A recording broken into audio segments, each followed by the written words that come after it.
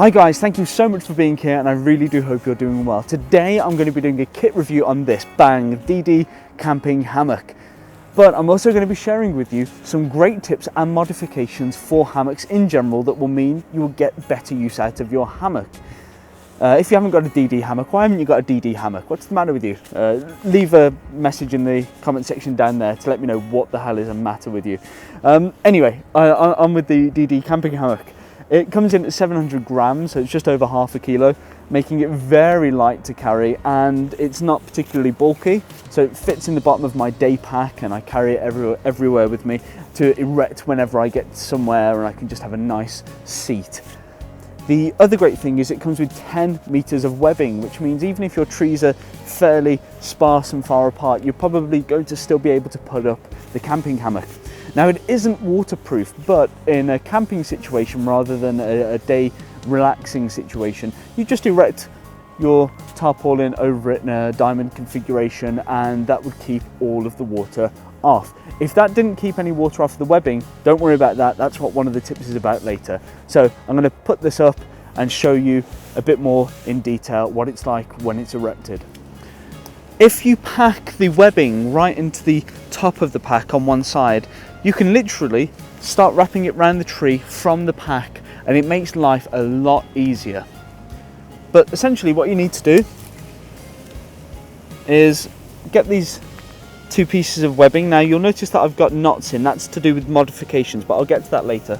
But all you need to do is wrap it around the tree at kind of shoulder head height, bring it back round, make sure it's nice and tight, and then you're just simply going to tie a shoelace. So cross it over and make a bow. How simple is that? That's the one side done, and now that's one edge of my tarp up. I can, one edge of my my hammock up, and I can just start unraveling this all the way to the next tree.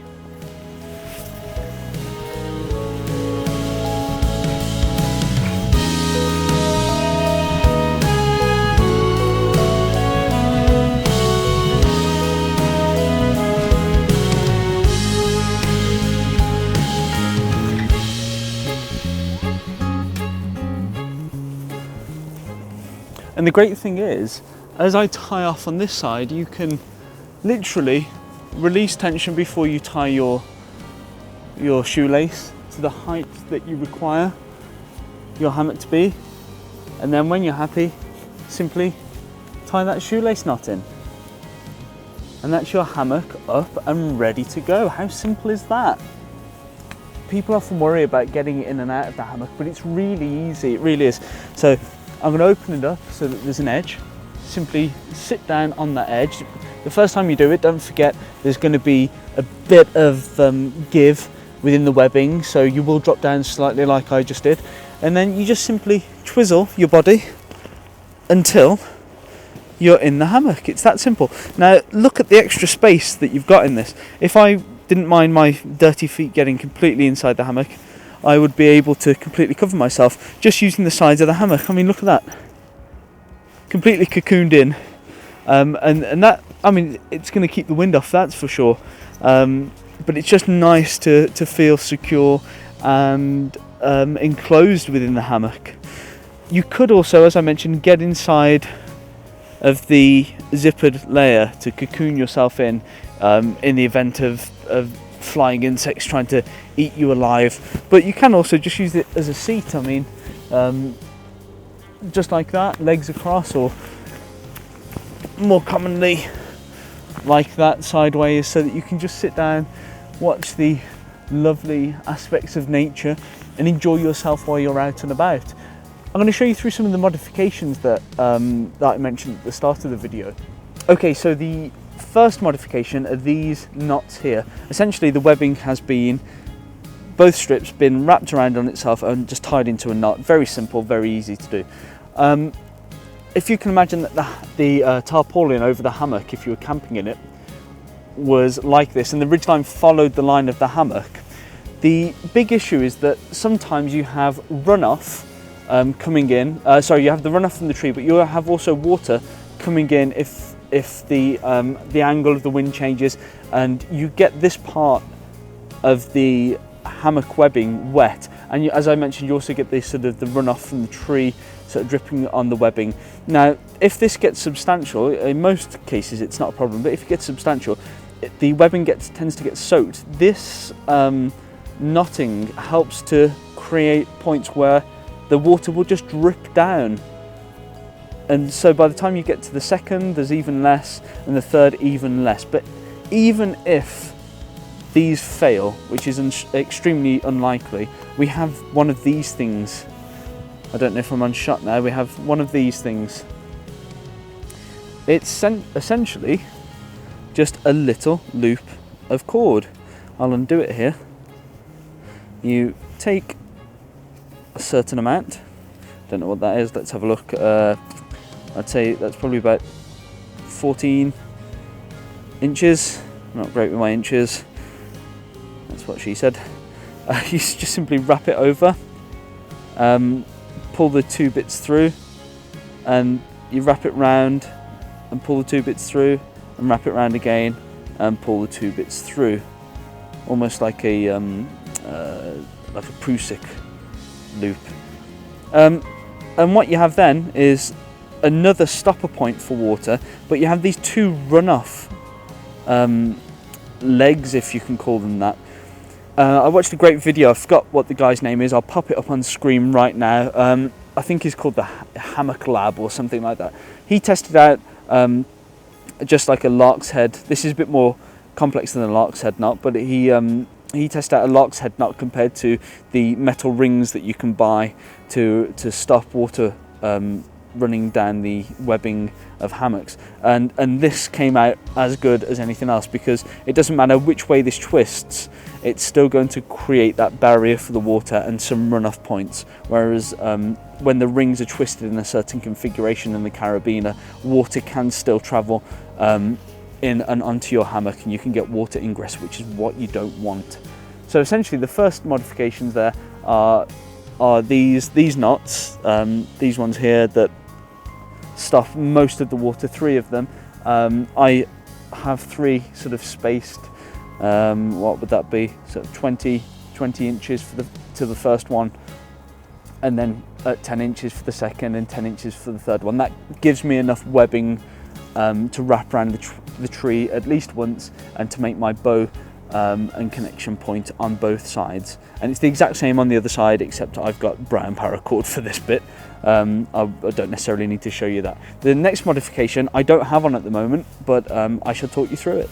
So the next modification are on these zips, having pieces of paracord that go out to about 10 inches. They can just be a loop of paracord around each zip, or they can actually be like fancy fob style paracord.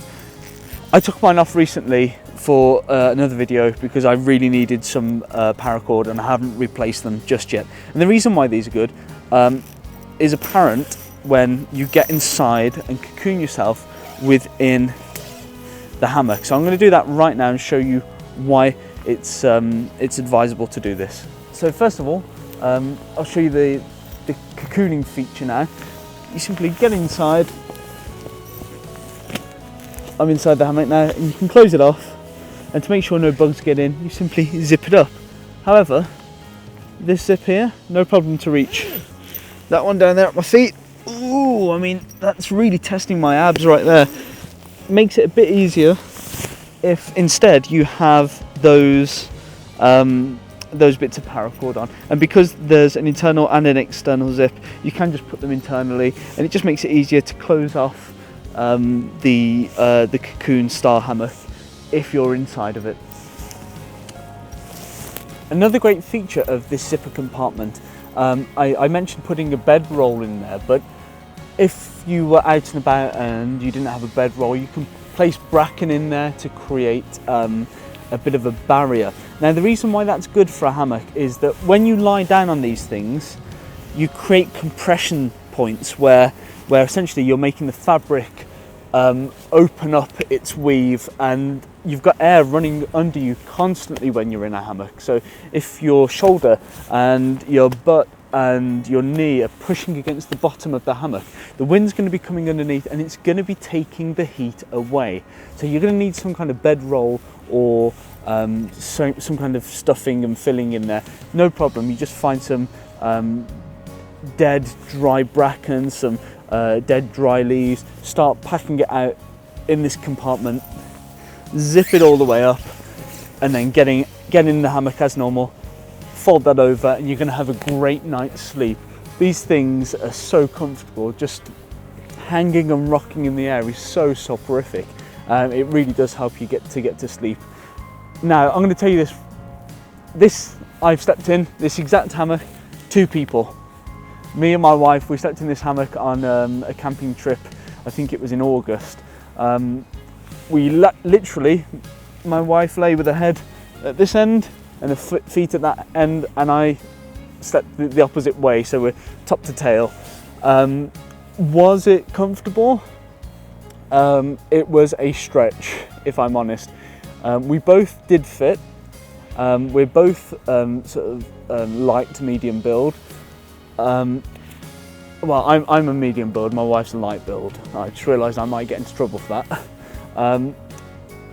We both were able to fit in there. The only problem is if one of us got up in the night, needed the toilet, or just needed to get a drink or whatever, you kind of make the hammock swing like this, so it's a bit annoying for the other person you're with, but it's great for body warmth, really nice for body warmth.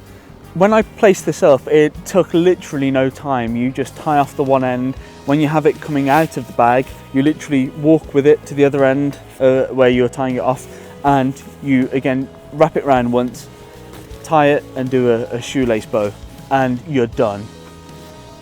The pack away is pretty much the same, so you come over to the one end, you pull the shoelace bow knot undone, you take the webbing, I just realised I was slightly off camera there, sorry. You take the webbing and you place it in the bottom of the bag, just in the exact same reverse procedure that you erected the hammock in, and in that way, next time you come to take the hammock out, you can do it in that streamlined process where it's just walking with the hammock bag and feeding it in.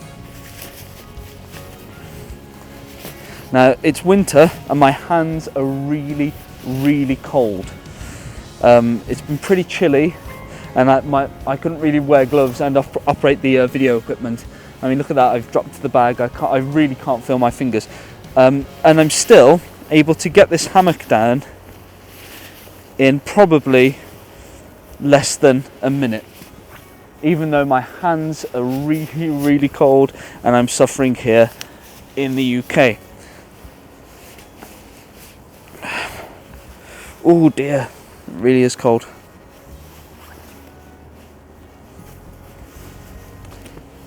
And once you stuff it down, just like a sleeping bag stuffer, you just push it in, push it down as hard as it goes.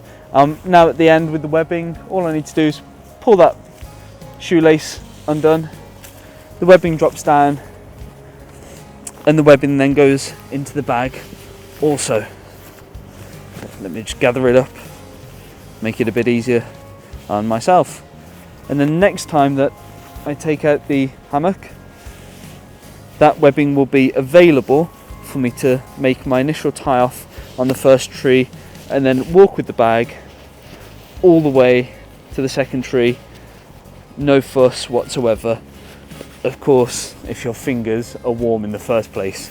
But that's it, DD Camping Hammock. What a great hammock to have. I think it's a wonderful hammock with great versatility, and the price point is excellent on these things. I think they're around £25. I don't know what that is in dollars, probably around $15 or something like that. What a great investment, and at such a little cost. I mean, I can see myself getting years and years and years out of this. It's taken quite a bit of whack already. I thought things might start to break, but they haven't. I mean, the build quality of DD's products are second to none. I really think that they're just wonderful. Guys, if you have any questions whatsoever about the DD Camping Hammock, about any of the tips or suggestions that I've just mentioned, do leave me a message in the comment section below, and I will try my best to answer them. In fact, no, I will answer them, and if I don't, you can badger me. Guys, until the next video, I hope you're well. From toes and fingers, take care. Bye-bye now.